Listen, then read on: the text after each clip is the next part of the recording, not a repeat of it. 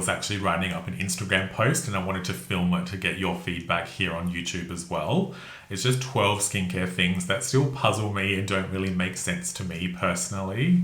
Of course, there are some things that I'll mention here that I just don't understand or that don't really work within my life. That doesn't mean that they don't make sense to you. So just as a disclaimer, this is not meant to be offensive. Everybody has different opinions and the way they go about things. So if you love doing any of these things, if they just help your skincare routine work better, whatever it is, you keep doing you. This is just meant to be a little bit of a conversational video. So starting with number 1 is just around pumps. And like, I still don't know why after all this time brands haven't been able to figure out functional pumps. I find this is especially a problem in like body lotions where it can be extremely difficult to get all of the product out of a bottle. It's like we have AI and all of that happening, but pumps still don't work that well, and I don't understand why.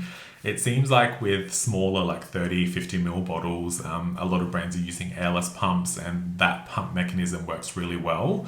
But in larger pumps or in some of the cheaper sort of mechanisms, it can still be an issue. So I would love it if brands would just figure out pumps finally and have all products work the way they should. Number 2, this is around dupes. And I have a little bit of a guilty pleasure, and it's watching The People's Court. I absolutely love Judge Marilyn Milian. She's just such like a vibrant personality. I just love the way that she explains things. And she has this phrase that she says quite regularly on the show. It's, forgive my pronunciation, but lo barato sale caro, which I think loosely translates, or the way she says it is, the cheap comes out expensive. And so I don't understand messing around with forged alternatives or dupes. If I see something, like I want the original, I don't need another brand to copy it exactly, copy the packaging, copy the styling, copy the ingredients. Like, that's not cool. Obviously, I don't mind like alternative products. So if there's like $100 hyaluronic acid serum, absolutely, let's have a much cheaper version of that. But I'm talking about brands that are like directly copying things from every avenue and every vantage point. Just dupes are the worst. I think it's such a lazy, insipid, just should be criminal. And I'm thinking like MCO Beauty comes to mind. I just hate them passionately. And it has just led to everybody expecting to be able to have access to everything all of the time. There is something to be said of actually saving up for something you want or waiting until you finish something before buying something else. That's a way of like reducing the excess and that kind of thing. Whereas dupes have just made everybody want everything, feel entitled to everything all of the time. And I think that's terrible, and I absolutely hate brands that do it. Next up is brands increasing the volume of product, but decreasing the expiry or reducing the expiry date. So it's like, I don't need 1 liter of something if the product expires in 3 months. That's this false level of value. When I first started to use skincare, it was very normal for products to be labeled with a 24-month period after opening. That time has just got shorter and shorter. Like, most things are 6 months now. I've seen some with 3 months. It's like, if that's going to be your intention, if you're using ingredients that just don't last that long, then just keep the volume smaller, maybe try and keep the price down, and let's give us an amount of volume that correlates to the reasonable amount of time it will take to use it. And the next point, and related to what I just mentioned about the perception of value, but it's where brands will decrease the retail price of something, but then also decrease the amount of volume to the point where there's so much packaging involved and it just ends up being wasteful. So yes, the product appears cheaper, but if you look at the per mil cost ratio, it's like exponentially more than what the regular item was that they were trying to kind of make more affordable. This is something that I think Robert Welsh has tackled, because Mecca, a retailer here in Australia, has their own kind of cheaper brand of products, and it looks like it's a more cost-effective version of some of the higher-end brands. But then when you look at the cost per mil, they're actually charging a lot more than what the high-end brands do. Next point is this whole like shake the bottle before use, or if products start to separate in the tube or bottle and then you have to shake it to get things to come together.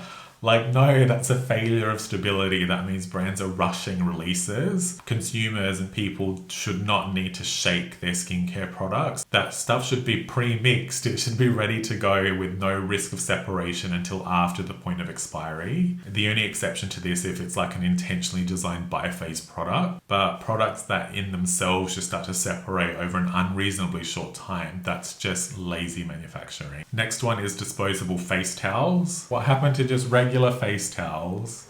Did we all start hating fabric at some point? Is using a washing machine not trendy all of a sudden? I mentioned this like on Instagram a few weeks ago and I got a bit of pushback about it because some people were like, it's really great for traveling and all that sort of thing. Obviously, there are moments in time where a lot of these things make sense.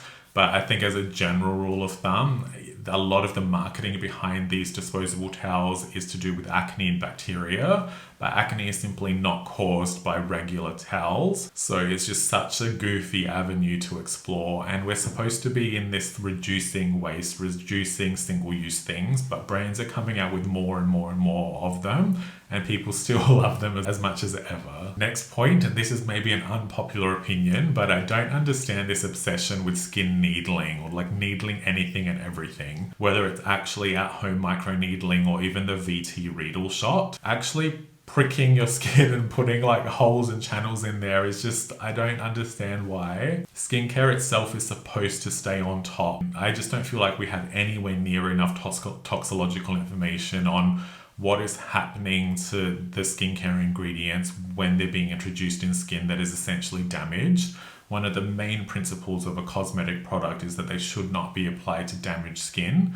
So when we're intentionally damaging our skin, who knows what's truly happening? Next up is the price of sunscreen. I guess especially in the US, because I think you can get fairly affordable sunscreen everywhere else. But it's like the US is still using very old filters. They're charging 2025 prices based on 1995 product design. It just doesn't make sense. The price points are nuts. Next up is when brands repeat the same active. So what I mean by this is like they might have a collection, like say I recently filmed a video on the new Dior Capture Serum and they're using the exact same ingredients in both the serum and the moisturizer. And it's like, why would I want to use both the serum and the cream when I'm just repeating the exact same technology? So at least throw something extra in one of them or give a slightly different combination of ingredients that would make me want to use both. But I don't really understand just photocopying the exact same feature ingredients in 4 or 5 different products, because I think the days of people buying like 4 of the same product from one brand, does that really still happen? Do people do that?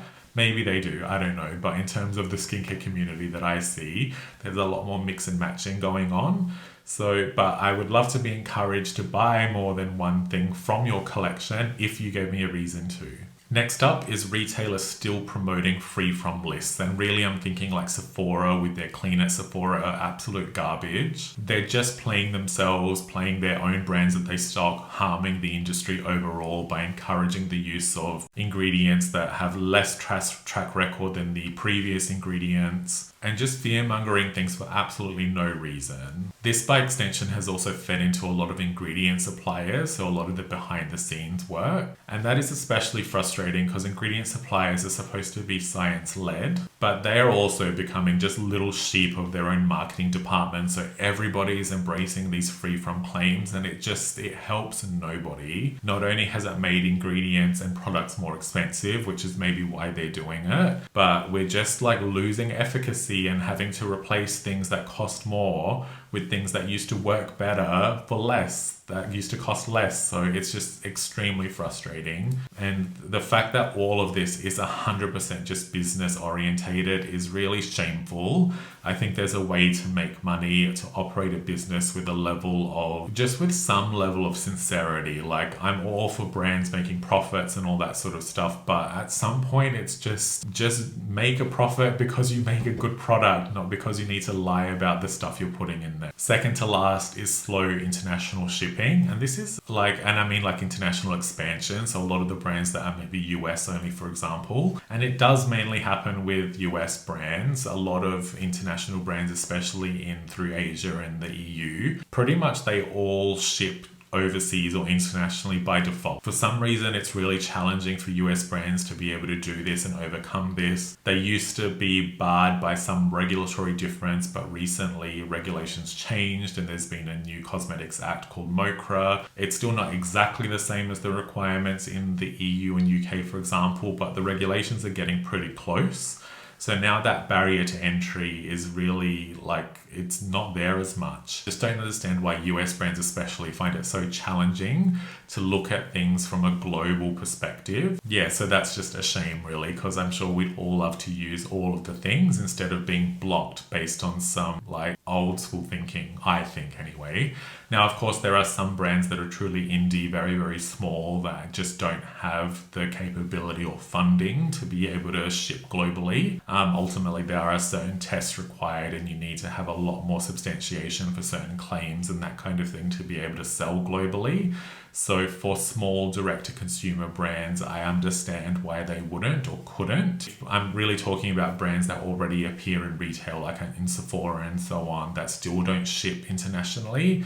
That just doesn't make sense to me at all. And the very last one is just around this concept of like product launches and the story that new brand owners want to convey. And there's always this funny checklist that every new brand goes through when they're launching a new product or brand. So this is kind of like a take a shot if you hear this, and I just think it's time for brands to come up with new stories when they're launching things. So my list of like funny hooks is, it took 2 years to develop this product. There was nothing like it on the market, so we had to make it. Our formula is tested on people, never on cute fuzzy animals. We only use active ingredients, not fillers. And then there's the brands that are like, the whole skincare industry is lying to you, but we're the only ones telling the truth. And one that I really like, our products are science-backed, as opposed to everybody else who is apparently using sorcery and witchcraft. Yeah, so at this point, if you're using one of these phrases, I would reconsider. We've heard them a million times before. And if a brand is upcoming, finding a point of difference and a reason to exist is actually challenging. And if you can't find something beyond these existing points, I'm not sure that brand even needs to come out. I hope that list all made sense. It was a little bit of a random, pointless thing.